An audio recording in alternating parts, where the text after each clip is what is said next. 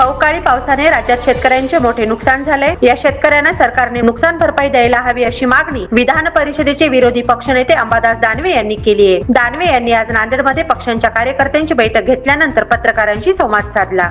राजमाता पुण्यश्लोक अहिल्यादेवी होळकर यांच्या त्रिशताब्दी जयंती निमित्ताने भारतीय जनता पार्टीतर्फे मंदिर स्वच्छता अभियान राबवण्यात आले। शहरातील चैतन्यनगरच्या महादेव मंदिरात भाजपच्या वतीने स्वच्छता मोहीम राबवण्यात आली। या स्वच्छता अभियानात भाजपच्या प्रमुख पदाधिकाऱ्यांनी सहभाग घेतला होता। यावेळी माजी मुख्यमंत्री अशोकराव चव्हाण यांच्या हस्ते महादेवाची आरती करण्यात आली।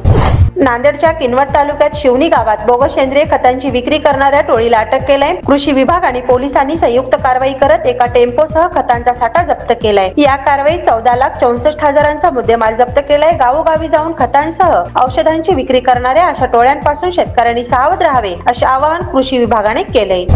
नांदेडच्या नायगाव तालुक्यात आज सायंकाळी जोरदार अवकाळी पावसाने हजेरी लावली आहे। अतिवृष्टी सदृश या पावसामुळे जनजीवन विस्कळीत झाले।